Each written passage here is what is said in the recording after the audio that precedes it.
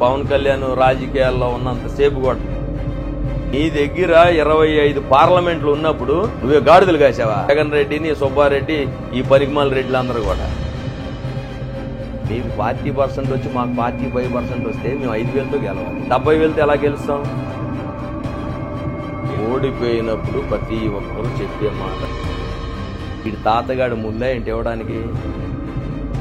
దోరపూడి చంద్రశేఖర్ రెడ్డి, మిథున్ రెడ్డి, పెద్దిరెడ్డి మీరు ఒక సంవత్సరం అయిన తర్వాత అడగాలి ఈ మాట. మీకు దుర్గగుడి చైర్మన్గా అవకాశం ఉంది అని చెప్పని అలా. అందరికీ నమస్కారం. జనసేన పార్టీ నాయకులు బాడిత శంకర్ గారితో ముఖాముఖి. సార్ చెప్పండి సార్, కొత్తగా ప్రభుత్వం ఏర్పడింది అంటే జనసేన పార్టీకి అనుకున్నట్టుగా అంటే పొత్తులో భాగంగా అనుకున్నట్టుగా పదవులు వచ్చినాయి. ఇప్పుడు జనసేన పార్టీ ఎలా వెళ్ళబోతుంది ముందుకి? నమస్కారం అండి. ఒక జనసేన పార్టీయే కాదు, జనసేన పార్టీ, కూటమి పార్టీలు మూడు కూడా పేద ప్రజలకు, ఈ రాష్ట్ర ప్రజలకు అత్యధిక ప్రాధాన్యత. అందరికీ, బడుగు బలహీన వర్గాలందరికీ కూడా వాళ్ళ సంక్షేమ పథకాలు కానీ ఎక్కడా కూడా లోతుపాటు మేము ఏదైతే హామీ ఇచ్చామో ఆ హామీ ప్రకారం చంద్రబాబు గారు, పవన్ కళ్యాణ్ గారు ఈ రాష్ట్రాన్ని సస్యశ్యామలంగా చేస్తారని ఒక భరోసాతో ఈ రాష్ట్ర ప్రజలు మాకు అధికారం ఇచ్చారు. ఆ దశగానే పయనిస్తాం. ఇప్పుడు అంటే రాష్ట్రంలో పవన్ కళ్యాణ్ గారు మంత్రిగా బాధ్యతలు స్వీకరించిన తర్వాత పంచాయతీకి సంబంధించినటువంటి శాఖలు కానీ సమీక్షలు జరపడం, అలా అంటే దూకుడు పెంచి అధికారులను పరుగులు పెట్టిస్తూ వివిధ శాఖల సమీక్షలు కూడా చేస్తూ ఉన్నారు. ఆ సమీక్షల ఫలితాలు కూడా సానుకూలంగా వస్తూ ఉన్నాయి. ముందు ముందు ఇంకేమీ ఎక్స్పెక్ట్ చేయొచ్చు పవన్ కళ్యాణ్ గారి నుంచి? పేదలకి సేవ చేయాలని ఒక భావనతో ఉన్నప్పుడు రివ్యూలు పెడతారు, ఎక్కడ అన్యాయం జరిగినా ఊరుకోరు. ఎన్నిటి మీద, ప్రతి శాఖ మీద కూడా ప్రత్యేక దృష్టి పెట్టి దాన్ని అభివృద్ధి చేస్తే, ఒక సంస్థను అభివృద్ధి చేస్తే అక్కడి నుంచి మనకు ఫలం వస్తేనే కదా ప్రజలకు ఇచ్చేది. ఆ భావంతోనే ఏదైనా కానీ అన్ని శాఖల్లో కూడా ఇప్పుడు అధికారులు పరిగెడుతున్నారంటే ఒక మచ్చలైన నాయకులు వచ్చి పరిపాలన చేస్తున్నప్పుడు అధికారులు కూడా గత అధికారులు తప్పు చేసినా ఇప్పుడు ఎవరైనా ఉన్నా సరే వాళ్ళు సరిదిద్దుకొని ఈ పాలనలో సహకరించాలి కూడా. ఆ దాంతోనే కళ్యాణ్ గారు పయనం చేస్తారు. ఎక్కడా అన్యాయం జరగకుండా ప్రజలకు అందుబాటులోనే ఉంటారు ఆయన. వైసీపీ పార్టీ అధికారంలో ఉండగా పవన్ కళ్యాణ్ గారు కొన్ని ఆరోపణలు చేశారు. రాష్ట్రంలో ఆడపిల్లలు మిస్ అవుతున్నారు, సెంట్రల్ గవర్నమెంట్ నుంచి నాకు ఇన్ఫర్మేషన్ ఉంది, ఇలా మిస్ అవుతున్నా కూడా వాళ్ళని వెతికి పట్టుకోవట్లేదు వైసీపీ ప్రభుత్వం అని చెప్పి విమర్శించారు. ఇప్పుడు అదే వైసీపీ నాయకులు కూటమి ప్రభుత్వం అధికారంలోకి వచ్చింది, మీరు ఆ ఆడపిల్లల్ని వెనక్కి తీసుకురావాలి, వాళ్ళందరినీ కూడా తీసుకొచ్చి తల్లిదండ్రులకు అప్పచెప్పాలి అని చెప్పని అంటే ఆరోపణలు గుప్పేస్తుంది. ఇప్పుడు మొన్న కళ్యాణ్ గారికి ఒక ఆడపడుచు వచ్చి మొరపెట్టుకొని చెప్పింది, అయ్యా మా అమ్మాయి ఇలా తప్పిపోయిందని. వెంటనే స్పందిస్తూ ఏ స్టేషన్లో అయితే మిస్ అయిందో వాళ్ళకి ఫోన్ చేసి చెప్పగానే ఇప్పుడు నిన్నే అనుకుంటా ఆ అమ్మాయి మాకు ట్రేస్ అయింది అని తీసుకొచ్చి అప్పు చెప్పారు. అలాగే ఎవరైనా మిస్ అయిన వాళ్ళు వాళ్ళకి తెలియకుండా తల్లిదండ్రులకు తెలియకుండా పిల్లలు ఎక్కడికైనా వెళితే మా దృష్టికి వస్తే మేము పోలీస్ ద్వారా కానీ ఇంటెలిజెన్స్ ద్వారా కానీ ఎలా ఒకలాగా వాళ్ళని ట్రేస్ చేసి తీసుకొచ్చే బాధ్యత ఈ ప్రభుత్వానిది. జనసేన పార్టీకి అప్పచెప్పినటువంటి 3 మంత్రిత్వ శాఖలు కూడా ముగ్గురు కూడా అధికారులను పరిగెత్తిస్తూ వాళ్ళ పనుల్లో బిజీగా ఉన్నారు. అటు కందులు దుర్గేష్ గారు కావచ్చు, ఇటు నాదెండ్ల మనోహర్ గారు కావచ్చు. నాదెండ్ల మనోహర్ గారు కాకినాడలో అంటే 5,000 మెట్రిక్ టన్నులు పేదలకి రావాల్సినటువంటి బియ్యాన్ని ద్వారంపూడి చంద్రశేఖర్ రెడ్డి అనే వ్యక్తి అక్రమ మార్గంలో విదేశాలకు తరలిస్తున్నాడు అని చెప్పని కొన్ని ఇంటిని సీజ్ చేయడం జరిగింది. అలాగే సంబంధిత నాయకుల మీద చర్యలు తీసుకుంటా ఉన్నారు. అదే మీకు చెప్తుంది ఏంటంటే, కందులు దుర్గేష్ గారు కావచ్చు మంత్రి గారు, నాదెండ్ల మనోహర్ గారు కావచ్చు, వారి శాఖల మీద ప్రత్యేక దృష్టి పెట్టి ప్రజల నుంచి ఎవరైతే దోచేస్తున్నారో, ఎందుకంటే రోజు పేద ప్రజలకు పంచే బియ్యం, పప్పు, నూనె అట్లన్నిట్లో కూడా అవినీతి, అక్రమాలు. ఇది ఒక దోరపూడే కాదు, దోరపూడి పెద్ద డాను. అలాగా ఈ రాష్ట్రంలో అందరూ కూడా, ఇక్కడ విజయవాడ నగరంలో మూలాలు ఉన్నాయి, విశాఖపట్నంలో మూలాలు ఉన్నాయి, తిరుపతిలో మూలాలు ఉన్నాయి. ఇట్లన్నిటి కూడా ఈ రాష్ట్రం నుంచి తరలిపోతుంది.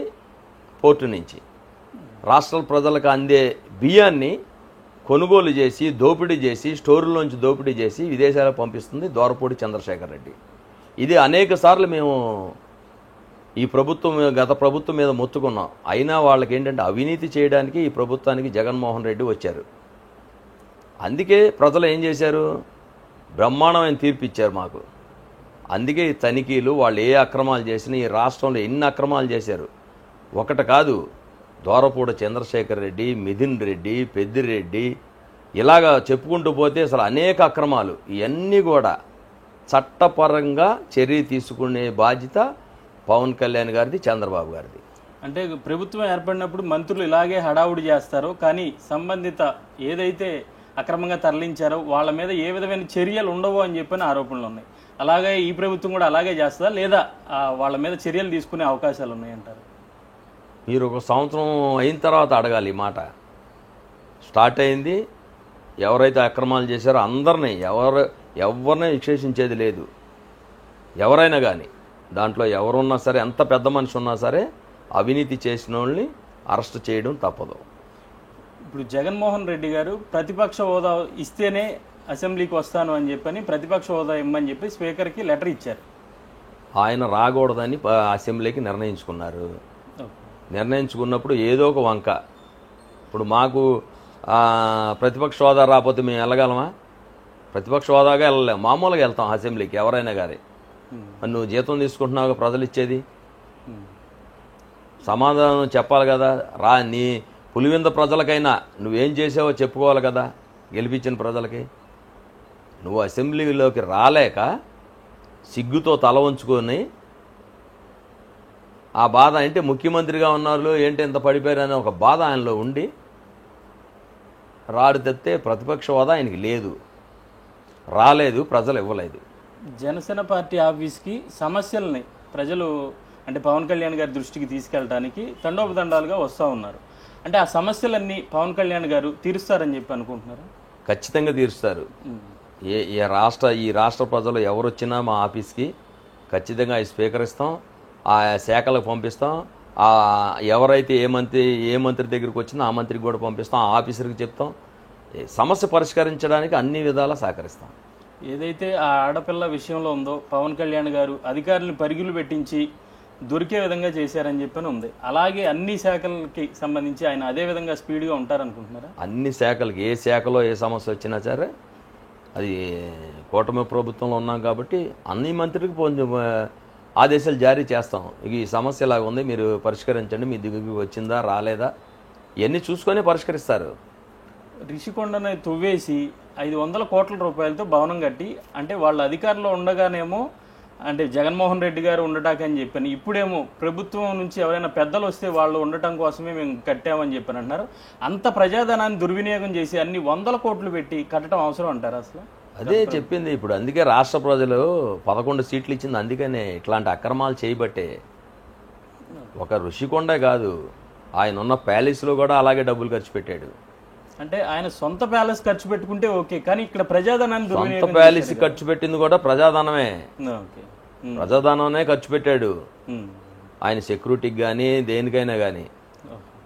అంటే జగన్మోహన్ రెడ్డి గారు ₹1 జీతం అయితే తీసుకున్నాడు, కానీ తనకు సంబంధించినటువంటి నాయకులకు కానీ లేదా తన అనుయాయులకి పదవులు కట్టబెట్టి కోట్ల రూపాయలు కొల్లగొట్టి దోచేశాడు అని చెప్పి ఒక ఆరోపణ ఉంది. అది ఎంతవరకు నిజం అంటారు? ఇప్పుడు మేము పెన్షన్ ఇస్తున్నప్పుడు 7,000 ఇస్తున్నప్పుడు 7,000 ఎలాగ ఇవ్వగలరు మీరని ప్రజలకు అనే మాట ప్రతిపక్ష నాయకుడు కానీ వీళ్ళందరూ అన్నారు.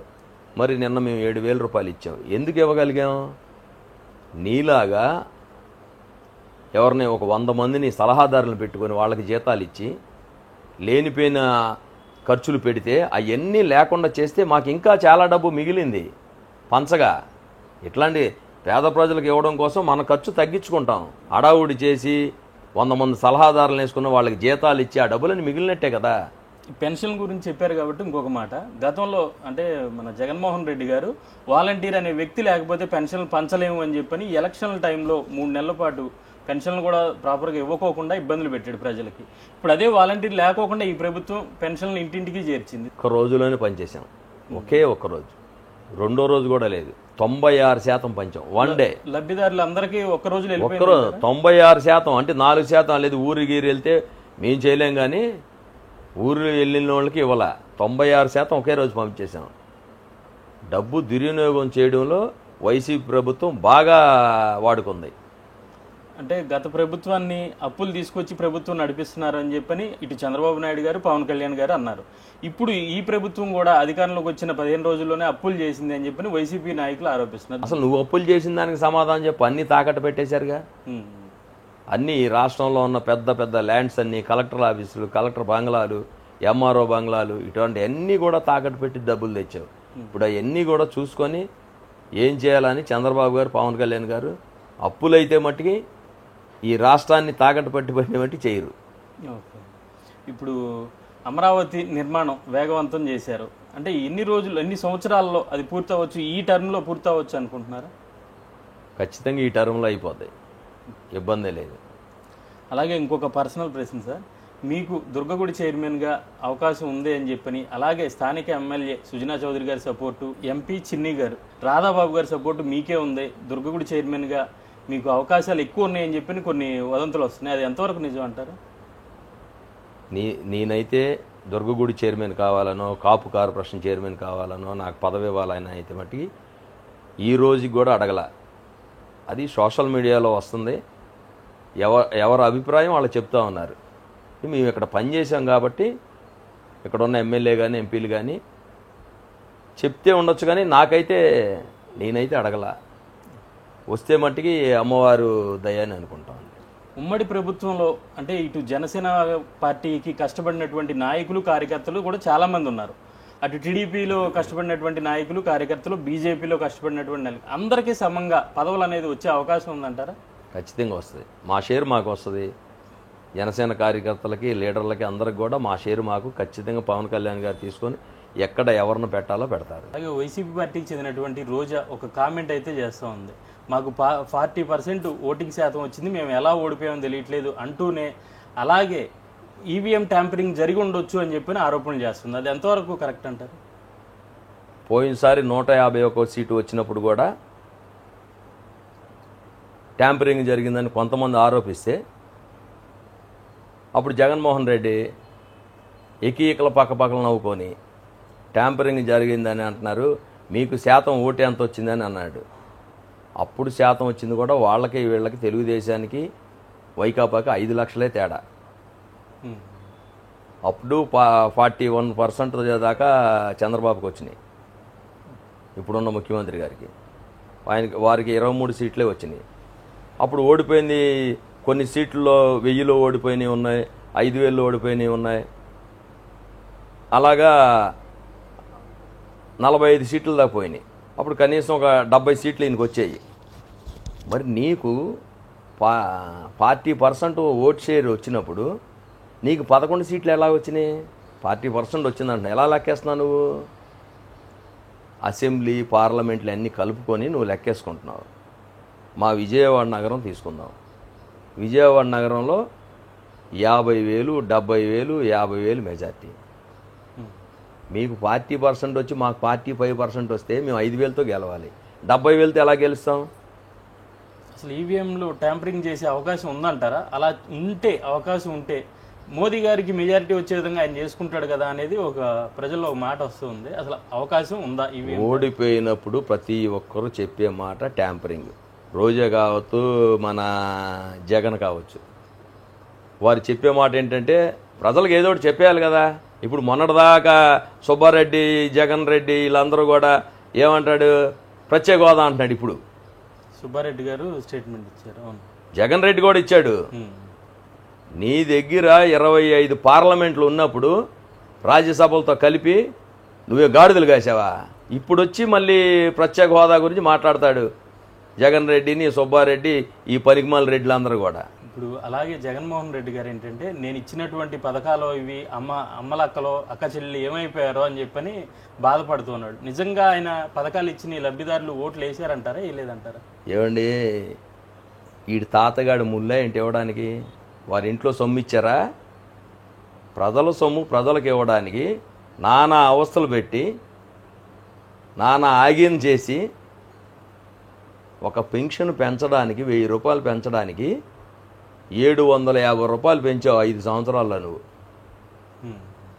అంతేనా? చంద్రబాబు ఫస్ట్ 200 రూపాయల నుంచి స్టార్ట్ చేశాడు, 2000 ఇచ్చాడు. 3000, 4000. నువ్వేంటి పెంచాడు? 750, 5 సంవత్సరాలు పట్టింది పెంచడానికి. పవన్ కళ్యాణ్ గారిని అసెంబ్లీ గేటు కూడా తాకనివ్వం అని చెప్పి అన్నటువంటి మంత్రులు, ఎమ్మెల్యేలు అందరూ కూడా ఎవరు కూడా అసెంబ్లీకి రాలా ఈ టర్మ్ 2024. ఇక రారు వాళ్ళు ఎవరు. ఈ అసెంబ్లీ పవన్ కళ్యాణ్ రాజకీయాల్లో ఉన్నంతసేపు కూడా ఎవడు కూడా అసెంబ్లీ గేట్ కాదు కదా, అసెంబ్లీ పేరే తెలియదు వీళ్ళకి. ఇక పేరు నాని అదే పవన్ కళ్యాణ్ గారి సామాజిక వర్గానికి చెందినటువంటి వ్యక్తి పవన్ కళ్యాణ్ గారిని గడిచిన 5 సంవత్సరాలుగా తిట్టడమే పనిగా పెట్టుకున్నాడు. ఇప్పుడు అలాంటి పేరు నాని పరిస్థితి ఏంటంటారు? ఏముంది, ఇంటికాడ ఉండడమే. నిన్న జగన్మోహన్ రెడ్డి గారు ఎయిర్పోర్ట్కి వస్తే ఒక బౌన్సర్ లాగా పనిచేస్తున్నాడు పేరు నాని. ఏమనుకోవాలంటే ఆయన ఫస్ట్ నుంచి కూడా ఆయన కనుసంధంలో నడుస్తూ ఆయన పెట్టిన ఇది పవన్ కళ్యాణ్ గారి మీద తిట్టడం కోసం పేరు నాని, అంబటి రాంబాబుని ఇట్లాంటి పేడ్ ఆర్టిస్టులు మొత్తం కూడా, గత ప్రభుత్వంలో ఉన్న పేడ్ ఆర్టిస్టులు మొత్తం కూడా కేవలం పవన్ కళ్యాణ్ గారు తిట్టడం కోసం ఈ కాపు సామాజిక వర్గాన్ని కొంతమంది ఎంచుకున్నాడు. అందులో ఒక ఆర్టిస్టు పేరు నాని. వారు జగన్మోహన్ రెడ్డి వచ్చినప్పుడు పరిగెడతాడు, కార్లు ఎక్కుతాడు, వాళ్ళ కొడుకు టికెట్ ఇప్పించుకోవడం కోసం ఎన్ని చేయవలసిన తప్పులన్నీ చేశాడు. వీళ్ళు ఇక అసెంబ్లీకి వచ్చే క్వశ్చనే లేదండి. ఇప్పుడు కాదు, మళ్ళీ ఎలక్షన్కి అయినా సరే. మాజీ ఎమ్మెల్యే కేతిరెడ్డి గారు ఒకానొక ఇంటర్వ్యూలో మాట్లాడుతూ పవన్ కళ్యాణ్ కాపు సామాజిక వర్గానికి చెందినటువంటి వ్యక్తి 2019లో ఘోరంగా ఓటమి పాలయ్యాడు. 24లో ఆయన గెలిపించుకోకపోతే కాపు కమ్యూనిటీకి చెప్పుకోవడానికి ఒక పార్టీ అనేది ఉండదు, అందుకే గెలిపించుకున్నారు అని చెప్పారు. ఒక కాపులు ఓట్లు వేస్తేనే 21 సీట్లు ఎమ్మెల్యేలు, 2 ఎంపీ సీట్లు వచ్చినాయి అంటారా పవన్ కళ్యాణ్ గారికి? ముందు మనం ఒకటైతే రెండో వ్యక్తిని మనం తీసుకోవచ్చు. ఈ రాష్ట్రంలో కాపు జాతి మొత్తం ఏకతాటి మీద ఉండి మేము బీసీ సోదరులని, ఎస్సీ సోదరులను పట్టుకొని మేము వెళ్ళి వాళ్ళు కలిసి ఓట్లేస్తేనే ఇంత మెజార్టీ వచ్చింది. అందరూ ఈ రాష్ట్ర ప్రజలు అందరూ ఒకళ్ళే కాదు, ఒక కాపు జాతి కాదు. కాకపోతే కాపు జాతి ముందు నడిపించి, ఎందుకంటే పెద్దన్న పాత్ర పోషించమన్న పవన్ కళ్యాణ్ గారు మాట విన్నారు కాబట్టి అందరూ పెద్దన్న పాత్ర పోషించి ఈ రాష్ట్రాన్ని జగన్మోహన్ రెడ్డి తరివేశారు. పదవులు ఆశించకుండా పెద్దన్న పాత్ర పోషించారంటారు కాపులు? ఖచ్చితంగా. ఇప్పుడు నేనున్న ఏ పదవి ఆశించి వచ్చా? పెద్దన్న పాత్ర పోషించాను కాబట్టి ఈ విజయవాడ నగరంలో జనసేన పార్టీలో చేరి తిరుగుతున్నాం. ఇప్పుడు 2019లో వైసీపీ పార్టీ అధికారంలోకి వచ్చినప్పటి నుంచి కూడా వైసీపీ పార్టీ వాళ్ళు పవన్ కళ్యాణ్ గారిని పర్సనల్గా, వ్యక్తిగతంగా టార్గెట్ చేసి నానా విమర్శలు చేశారు. ఇప్పుడు వాళ్ళందరూ కూడా ఏ ఒక్కరు కూడా మీడియా ముందుకు రావట్లేదు. ఇదే పార్టీలో, జనసేన పార్టీలో నుంచి వెళ్ళినటువంటి పోతిన మహేష్ గారు ఇప్పుడు అంటే ఆ జాబ్ ఆయన తీసుకున్నారో ఏమో తెలీదు, ప్రతిరోజు కూడా పవన్ కళ్యాణ్ గారిని విమర్శిస్తూనే ఉన్నారు. ఎప్పుడైతే బయటికి వెళ్ళిపోయాడో ఆ రోజు నుంచి పవన్ కళ్యాణ్ గారిని టార్గెట్ చేస్తూనే ఉన్నారు.